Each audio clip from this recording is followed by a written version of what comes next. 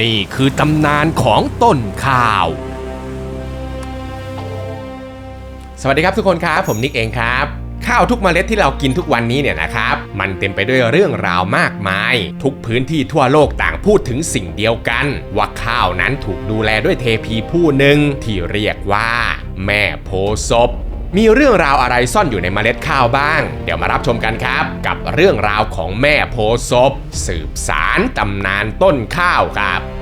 สำหรับเพื่อนๆคนไหนที่ยังไม่ได้กดติดตามช่องดูดีก็กดติดตามเอาไว้หน่อยนะครับถ้าพร้อมกันแล้วก็ไปฟังกันเลยครับผมข้าวกับคนไทยนั้นผูกพันกันมาอย่างยาวนานมากเลยนะครับเห็นได้จากซากข้าวที่ถูกค้นพบอยู่รอบๆโครงกระดูกมนุษย์ที่ตำบลบ้านเชียงอำเภอหนองหานจังหวัดอุดรธานีซึ่งมีอายุราว 3,500 ถึง 4,000 ปีและก็ยังพบหลักฐานที่เกี่ยวกับการทำนาปลูกข้าวอยู่ทั่วทุกภูมิภาคด้วยแน่นอนครับว่าข้าวไม่ใช่เพียงแค่อาหารที่หล่อเลี้ยงชีพแต่ยังเป็นสิ่งที่หล่อหลอมสังคมวัฒนธรรมและประเพณีของเราไว้ด้วยกันซึ่งตั้งแต่โบราณกาลแล้วชาวบ้านเชื่อกันว่าข้าวนั้นมีจิตวิญญาณศักดิ์สิทธิ์ที่เรียกว่าแม่โพธิ์ศพคอยดูแลรักษาต้นข้าวให้เจริญงอกงามและแข็งแรงแล้วแม่โพธิ์ศพเนี่ยคือใครมาจากไหนเรื่องนี้มีตำนานเล่าขานต่อกันมาอยู่หลายแบบมีอยู่เรื่องหนึ่งครับที่เล่าว่าแม่โพธิ์ศพนั้นเป็นเทพธิดาบนสวรรค์ผู้มีศักดิ์เป็นสนมเอกของพระอินทร์เธอมีผิวพรรณที่ผุดพองราวกับทองคำและมีกลิ่นกายที่หอมหวนดังดอกไม้ซึ่งเธอนั้นมีหน้าที่ดูแลสวนพันไม้และเก็บดอกไม้ไปถวายพระอินทร์ในทุกวันอยู่มาวันหนึ่งครับขณะที่แม่โพธิ์ศพนำดอกไม้ไปถวายพระอินทร์ตามปกติพระอินทร์ก็สังเกตเห็นว่ารัศมีของแม่โพธิ์ศพนั้นหม่นหมองผิวพรรณดั่งทองคำก็ไม่เปล่งประกายเหมือนแต่ก่อนพระอินทร์จึงรู้ทันทีว่าบุญกุศลที่หนุนนำให้เธอได้มาเกิดเป็นนางฟ้าบนสวรรค์บัดนี้มันได้หมดลงแล้วถึงเวลาที่จะต้องจุติลงไปเกิดบนโลกมนุษย์เพื่อสั่งสมบุญบารมีใหม่อีกครั้งและเพื่อจะให้แม่โพธิ์ศพได้บุญกุศลจำนวนมากๆในเร็ววันพระอินทร์จึงเสนอให้เธอเสียสละเนื้อหนังมังสาสีทองของตนเองให้เป็นอาหารแก่มวลมนุษย์ผู้อดอยากหิวโหยแม่โพธิ์ศพก็น้อมรับบัญชา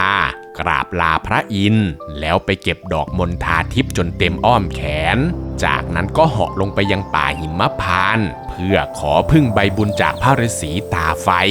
ที่ขณะนี้กำลังเข้าฌานสมาธิหลับตาอยู่อย่างสงบเพราะว่าท่านฤาษีตาไฟเนี่ยนะครับจะลืมตาขึ้นมาเพียงปีละครั้งในฤดูดอกไม้บานเท่านั้นซึ่งถ้าหากลืมตาผิดเวลาแล้วก็ดวงตาของท่านฤาษีตาไฟจะแผดเผาทั้งป่าหิมพานต์จนมอดไหม้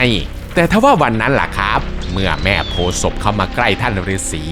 ดอกมณฑาทิพย์ที่แม่โพธิ์ศพนำมาด้วยก็ส่งกลิ่นหอมตลบอบอวนทำให้พระฤาษีตาไฟเนี่ยคิดไปว่าตอนนี้มันถึงฤดูใบไม้บานแล้วหรือเปล่า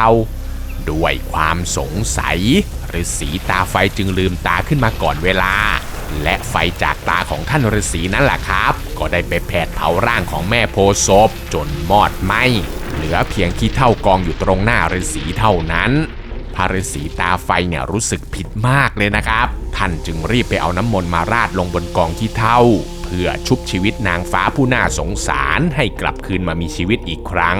ทว่ามันกลับไม่เป็นไปอย่างที่คาดคิดครับตรงกลางกองขี้เถ้าได้มียอดอ่อนของต้นข้าวค่อยๆงอกเงยขึ้นมาแทนก่อนจะค่อยๆโตเป็นต้นข้าวต้นใหญ่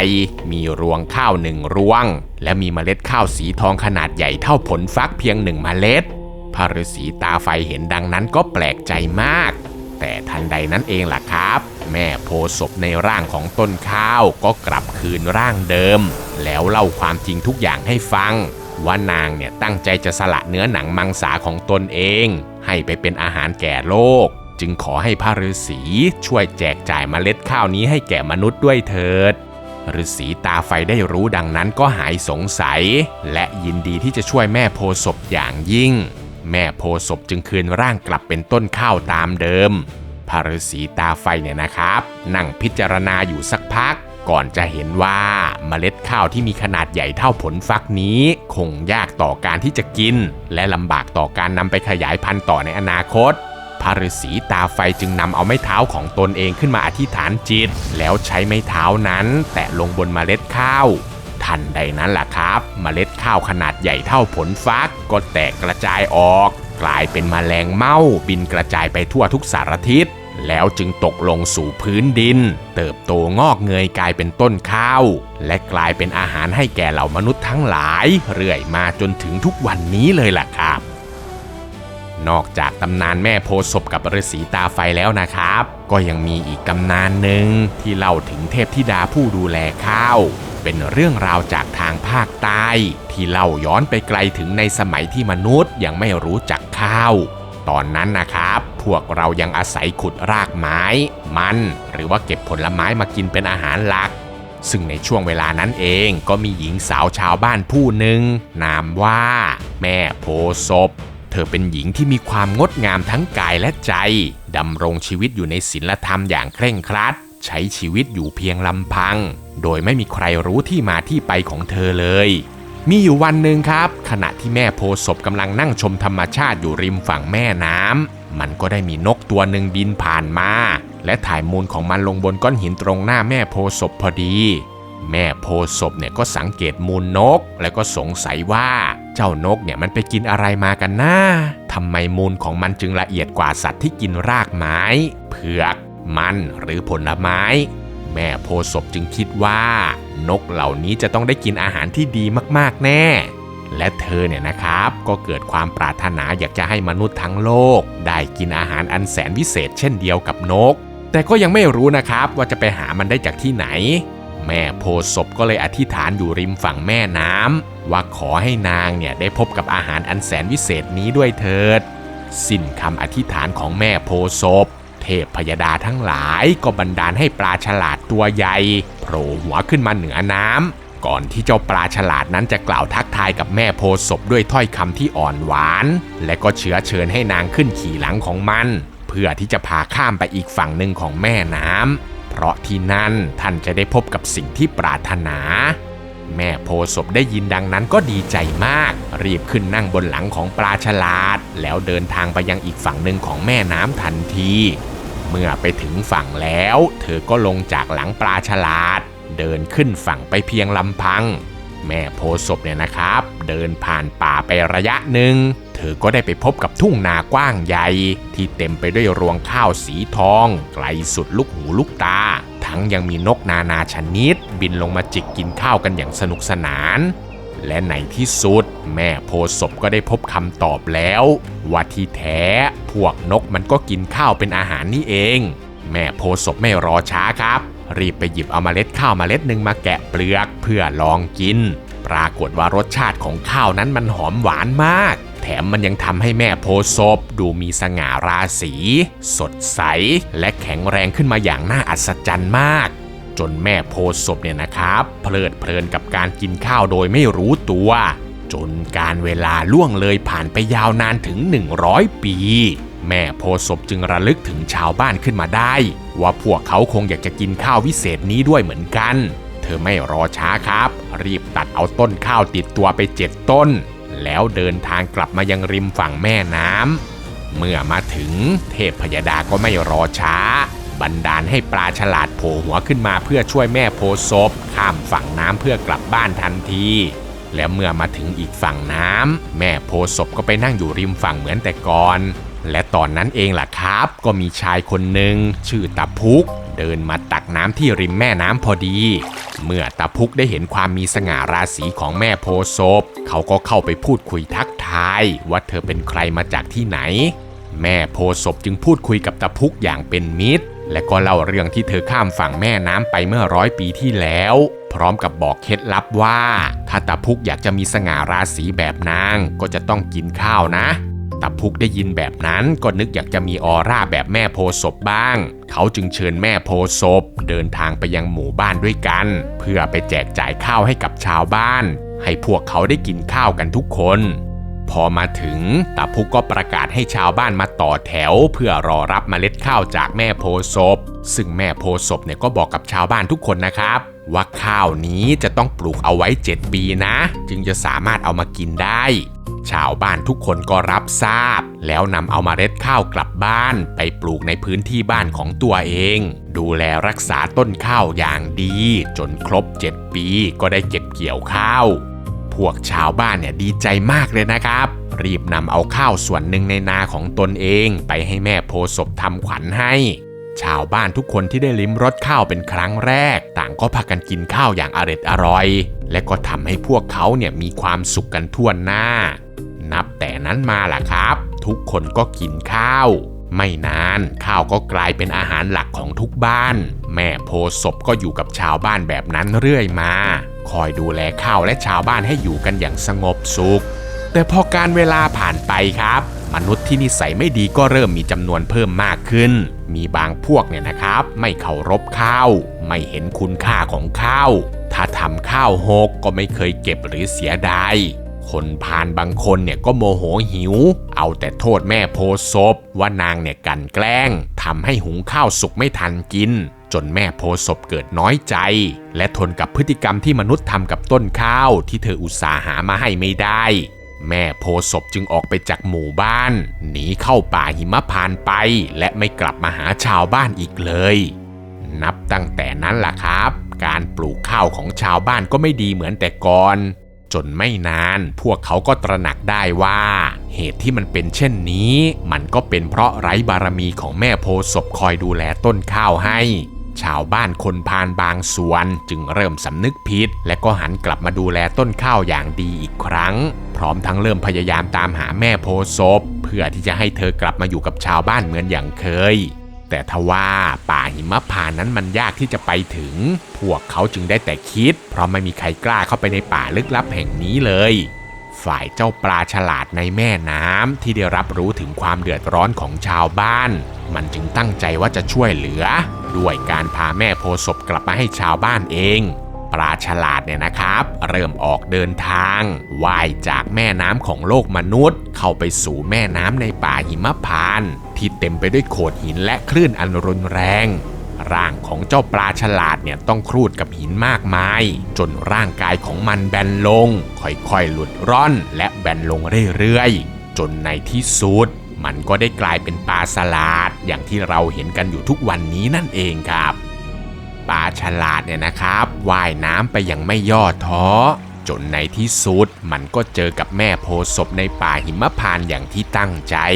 เจ้าปลาฉลาดเล่าเรื่องทั้งหมดที่เกิดขึ้นกับชาวบ้านทั้งน้ำตาให้แม่โพธิ์ศพได้ฟังแล้วอ้อนวอนขอให้นางโปรดเมตตาชาวบ้านกลับไปอยู่ในหมู่บ้านพร้อมกับมันเถิดแม่โพธิ์ศพที่ได้รู้เรื่องก็เศร้าใจมากเธอเนี่ยนะครับให้อภัยชาวบ้านทันทีและยอมขึ้นขี่หลังเจ้าปลาฉลาดเดินทางกลับสู่หมู่บ้านไปในที่สุดนับแต่นั้นมาล่ะครับแม่โพธิ์ศพก็อยู่กับชาวบ้านกลายเป็นเทพีแห่งข้าวที่คอยดูแลรักษาข้าวให้เติบใหญ่แข็งแรงสืบต่อเรื่อยมาจนถึงทุกวันนี้ซึ่งไม่ใช่แค่ชาวไทยเท่านั้นนะครับที่นับถือข้าวเพราะในหลายๆประเทศที่กินข้าวเนี่ยก็มีเรื่องราวของเทพีผู้ดูแลข้าวอยู่เช่นกันอย่างเช่นอินโดนีเซียก็มีตำนานของข้าวที่ว่ากันว่าเรื่องราวทั้งหมดนี้มันเริ่มต้นขึ้นบนสวรรค์จอมเทพองค์หนึ่งที่ชื่อว่าปัทหราคุรุที่วันหนึ่งเขาต้องการที่จะสร้างวิมานหลังใหม่จึงมอบหมายภารกิจให้เทพส่งข่าวไปเป่าประกาศแก่เหล่าเทพทั้งหลายให้ช่วยกันขนหินก้อนใหญ่มาสร้างฐานของวิมานคนละ1 ก้อนเทพทั้งหลายเนี่ยต่างก็ทำตามบัญชากันทุกตนมีเพียงแค่เทพองค์เดียวเท่านั้นครับที่ไม่มานั่นก็คือเทพงูด้วยเหตุนี้เองล่ะครับเทพส่งข่าวจึงต้องไปตามเทพงูถึงที่วิมานและพอเมื่อมาถึงเทพส่งข่าวก็ได้ฟังเหตุผลและได้รู้ว่าเทพงูนั้นเสียใจมากที่ไม่ได้ไปช่วยเทพองค์อื่นๆเพราะว่ารูปร่างของเขาที่ไม่มีแขนไม่มีขาเทพงูจึงไม่สามารถที่จะขนหินไปให้จอมเทพได้เทพงูเนี่ยนะครับพูดไปก็สะอึกสะอื้นไปจนสักพักหนึ่งน้ำตา3 หยดที่ร่วงหล่นออกมาจากดวงตาของเทพงูมันได้กลับกลายเป็นไข่สีขาว3 ฟองร่วงหล่นลงสู่พื้นเทพผู้ส่งข่าวได้เห็นดังนั้นก็หาทางช่วยโดยบอกให้เทพงูเนี่ยเอาไข่3 ฟองนี้ไปถวายให้แก่จอมเทพแล้วเล่าถึงเหตุความจำเป็นของตัวเองซะจากนั้นเทพส่งข่าวก็ลากลับไป ทางด้านเทพงูเนี่ยก็ไม่รอช้ารีบทำตามคำแนะนำของเทพส่งข่าวทันทีแต่ก็เนื่องด้วยที่เขาไม่มีแขนไม่มีขาอีกนั่นแหละครับเทพงูจึงต้องอมไข่ทั้ง3 ฟองเอาไว้ในปากแล้วเหาะไปยังวิมานของจอมเทพทว่าระหว่างทางนั้นเทพงูดันไปเจอกับนกอินทรีใหญ่กลางทางด้วยความสงสัยนกอินทรีใหญ่จึงเอ่ยปากถามกับเทพงูว่าจะไปไหนเหรอเทพงูที่อมไข่ถึง3 ฟองเอาไว้ในปากจึงตอบกลับไม่ได้แต่นกอินทรีใหญ่เนี่ยก็ถามซักไซอยู่ถึง3 รอบนะครับแต่ก็ยังไม่ได้คำตอบทำให้นกอินทรีใหญ่เนี่ยโกรธมากบินตรงเข้าไปจิกที่หัวของเทพงูจนเทพงูเผลออ้าปากทำไข่ร่วงออกจากปากตกลงไปยังโลกมนุษย์ถึง2 ฟองร่วงลงไปแตกอยู่ในป่าซึ่งข้างในไข่ที่แตกออกนั้นนะครับมันคือลูกหมูน้อย2 ตัวที่น่ารักน่าชังและบังเอิญว่ามีแม่วัวผ่านมาเห็นเข้าพอดีแม่วัวจึงรับเอาลูกหมูทั้ง2 ตัวไปเป็นลูกบุญธรรมพาไปเลี้ยงดูอยู่ในถ้ำของตัวเองพร้อมกับเลมบูกุมารังลูกวัวตัวน้อยของตนเองอย่างมีความสุขทางฝั่งเทพงูหลังจากที่ถูกนกอินทรีทำร้ายจนในปากเหลือไข่แค่ฟองเดียวเขาก็ไม่ยอมแพ้นะครับหอบสังขารไปเฝ้าจอมเทพจนได้ในที่สุดเมื่อจอมเทพได้ฟังเรื่องราวของเทพงูแล้วก็ไม่ได้คิดติดใจอะไรแต่เขายังไม่ขอรับเอาไข่ของเทพงูในตอนนี้แต่ขอให้เทพงูเนี่ยนำกลับเอาไปดูแลซะก่อนหากฟักออกมาเป็นตัวเมื่อใดค่อยเอามาให้เทพงูเนี่ยก็ยิ้มด้วยความดีใจรีบพาไข่น้อยของตัวเองกลับไปดูแลที่วิมานจนกระทั่งเวลาผ่านไปไม่ถึงเดือนครับไข่ฟองน้อยก็ฟักออกมาเป็นหญิงสาวที่งดงามมากเทพงูก็ไม่รอช้ารีบพาหญิงสาวไปมอบให้แก่จอมเทพทันทีจอมเทพก็เลยรับเลี้ยงนางเอาไว้ในฐานะลูกบุญธรรมของตนเองและก็ตั้งชื่อให้กับนางว่าเทวีสีเทวีสีเนี่ยนะครับได้รับการเลี้ยงดูอย่างดีได้อยู่อย่างสุขสบายในราชวังจอมเทพเนี่ยก็ให้ความรักความอบอุ่นแก่นางเสมอแต่ทว่าในสายตาของเทพตนอื่นๆพวกเขากลับมองว่ามันไม่เหมาะสมเพราะมันดูเหมือนกับว่าจอมเทพเนี่ยกำลังเลี้ยงลูกสาวบังหน้าในอนาคตจอมเทพอาจจะทำผิดประเพณีด้วยการขอเทวีสีเป็นมเหสีซะเองพวกเทพจึงจะยอมให้เรื่องเช้าโชว์แบบนี้เกิดขึ้นไม่ได้เทพทั้งหลายจึงแอบประชุมกันลับๆเพื่อหาทางกำจัดเทวีสีด้วยการวางแผนเอายาพิษใส่ลงในผลไม้แล้วนำไปถวายให้นางเทวีสีทุกวันแรกๆที่เธอกินผลไม้พิษเข้าไปมันก็ไม่ได้ส่งผลอะไรมากนักแต่พอนานวันเข้ายาพิษก็เริ่มออกฤทธิ์ทำให้เทวีสีล้มป่วยแล้วก็สิ้นใจตายไปในที่สุดจอมเทพเนี่ยเสียใจมากที่ลูกสาวตายจากไปเขาไม่รู้ด้วยซ้ำว่าเธอตายได้ยังไงทำได้เพียงแค่จัดพิธีศพให้เทวีสีอย่างยิ่งใหญ่แล้วนำเอาศพเธอไปฝังไว้ข้างพระเจดีย์3 ชั้นพร้อมกับมอบหมายให้เทพบุตรองค์หนึ่งคอยเฝ้าหลุมศพเอาไว้โดยทุกวันเนี่ยนะครับเทพบุตรจะคอยรดน้ำรอบหลุมศพเพื่อหวังว่าจะมีดอกไม้เติบโตขึ้นรอบๆหลุมศพอย่างสวยงามจนวันหนึ่งครับมันก็ได้บังเกิดพันไม้สวรรค์ที่ไม่เคยมีใครเห็นมาก่อนขึ้นมาบนหลุมศพของนางเทวีสีมันถูกเรียกว่าข้าวซึ่งต้นข้าวนั้นนะครับสูงใหญ่และเติบโตอย่างรวดเร็วมากไม่นานมันก็ออกรวงเป็นสีเหลืองทองและพอแกะเปลือกข้าวออกก็เจอกับเมล็ดข้าวน่ากินอยู่ข้างในเมื่อจอมเทพได้รู้เรื่องก็เห็นว่ามันเป็นเรื่องดีเขาจึงตัดสินใจส่งเทพบริวารทั้งหลายให้นำเอาเมล็ดข้าวไปถวายให้แก่ราชาแห่งอาณาจักรประชาจรันบนโลกมนุษย์พร้อมกับข้อความว่าข้าวคือของขวัญจากเราจงปลูกข้าวและรักษามันอย่างดีต่อไปนี้จะไม่มีใครหิวโหยอีกเพราะข้าวเป็นอาหารสำหรับชีวิตราชาเนี่ยนะครับรู้สึกยินดีเป็นที่สุดรีบจัดการส่งทหารไปเป่าประกาศทั่วแผ่นดินให้ประชาชนทุกครัวเรือนมาต่อแถวรับเมล็ดข้าวจากสวรรค์ทันทีและนอกจากที่เทพบริวารทั้งหลายจะนำเมล็ดข้าวมาให้แก่มนุษย์แล้วพวกเขาก็ยังไม่ได้กลับคืนสู่สวรรค์ทันทีนะครับแต่ได้อยู่เพื่อสอนมนุษย์ปลูกข้าวดูแลข้าวรวมไปถึงสอนการเก็บเกี่ยวให้ด้วยจนกระทั่งประชาชนปลูกข้าวและเก็บเกี่ยวข้าวได้แล้วเหล่าเทพธิดาจากสวรรค์ก็ยังลงมาสอนให้มนุษย์หุงข้าวปรุงรสและก็สร้างสรรค์เมนูจากข้าวให้อีกด้วย นับแต่นั้นมาล่ะครับประชาชนแห่งอาณาจักรประชาจรัญก็ไม่เคยต้องอดอยากหรือขาดแคลนอาหารอีกเลยจนวันหนึ่งครับได้มีพ่อค้าต่างเมืองเข้ามายังอาณาจักรและมีโอกาสได้กินข้าวจากสวรรค์พ่อค้าจึงติดใจในรสชาติและต้องการจะซื้อข้าวออกไปขายต่างเมืองแต่พอพ่อค้าไปขอซื้อข้าวจากราชากลับตอบปฏิเสธโดยให้เหตุผลว่าข้าวนี้มาจากสวรรค์มาจากหลุมศพของเทวีสีจะซื้อขายไม่ได้ทำเอาพ่อค้าเนี่ยโกรธมากเลยนะครับเขาเก็บความแค้นเคืองเอาไว้ในใจแล้วรีบเดินทางออกจากอาณาจักรประชาจรัญทันทีแต่พ่อค้ายังไม่ยอมจบเรื่องเท่านี้นะครับในเมื่อขอซื้อข้าวไม่ได้พ่อค้าจึงคิดที่จะทำลายข้าวให้สิ้นซากไปเลยแล้วกันเมื่อตัดสินใจได้ดังนั้นแล้วพ่อค้าจึงเดินทางเข้าไปในป่าไปยังถ้ำแห่งหนึ่งซึ่งมันก็คือถ้ำที่แม่วัวเก็บลูกหมู2 ตัวมาเลี้ยงดูเอาไว้แต่บัดนี้เนี่ยแม่วัวได้ตายจากไปแล้วเหลือเพียงก็แต่ลูกวัวเรมบูกุมารังและลูกหมู2 พี่น้องซึ่งทั้ง3เนี่ยก็เติบใหญ่จนกลายเป็นสัตว์ดุร้ายร่างกายกำยำโดยเฉพาะวัวเรมบูกุมารังเนี่ยนะครับนอกจากที่จะเป็นวัวที่ชั่วร้ายแล้ววัวเรมบูกุมารังยังมีอิทธิฤทธิ์วิเศษด้วยพ่อค้าเนี่ยตั้งใจมาหาทั้ง3พร้อมบอกความต้องการขอให้วัวและพี่น้องหมู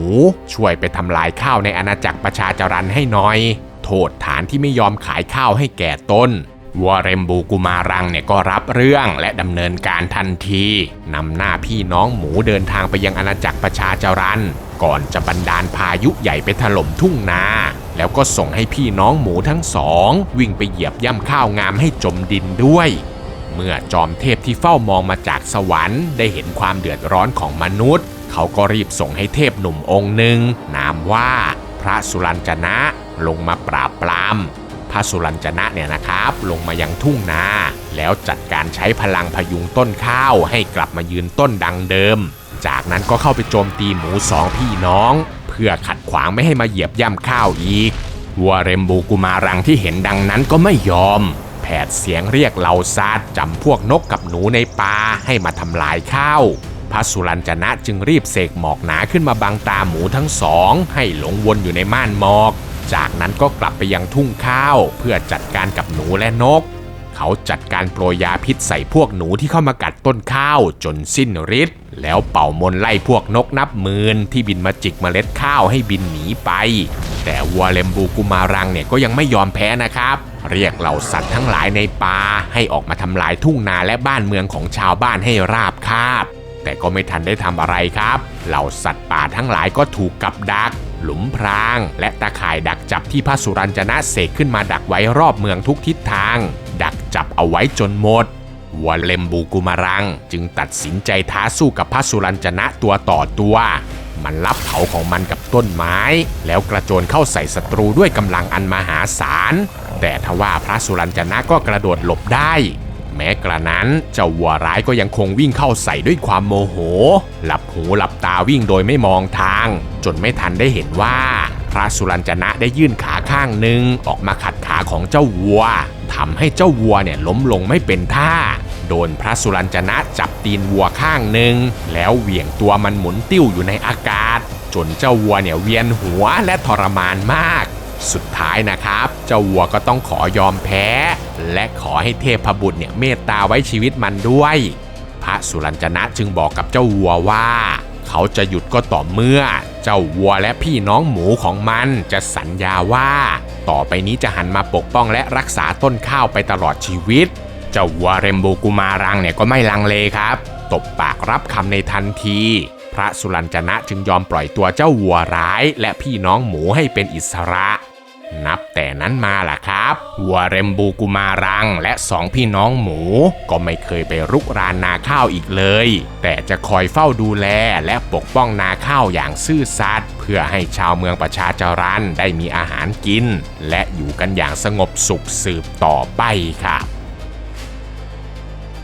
ขอบคุณทุกคนนะครับที่คอยติดตามรับชมเรื่องราวของช่องดูดิมาโดยตลอดอีกหนึ่งช่องทางในการสนับสนุนผลงานของพวกเรานั่นก็คือการเลือกซื้อสินค้าชนิดใดก็ได้ที่เพื่อนๆต้องการจะซื้ออยู่แล้วผ่านทางลิงก์สินค้าที่ขึ้นอยู่ใต้คลิปนี้หรือเพียงแค่เพื่อนๆแชร์คลิปนี้ออกไปก็ถือว่าเป็นการสนับสนุนพวกเราอย่างมากแล้วล่ะครับ ใครอยากจะฟังเรื่องราวเกี่ยวกับอะไรต่อก็อย่าลืมคอมเมนต์เอาไว้นะครับผมอ่านทุกคอมเมนต์แน่นอนครับผมสำหรับวันนี้ก็มีเพียงเท่านี้เนาะแล้วเจอกันใหม่คลิปวิดีโอหน้าครับผมสวัสดีครับ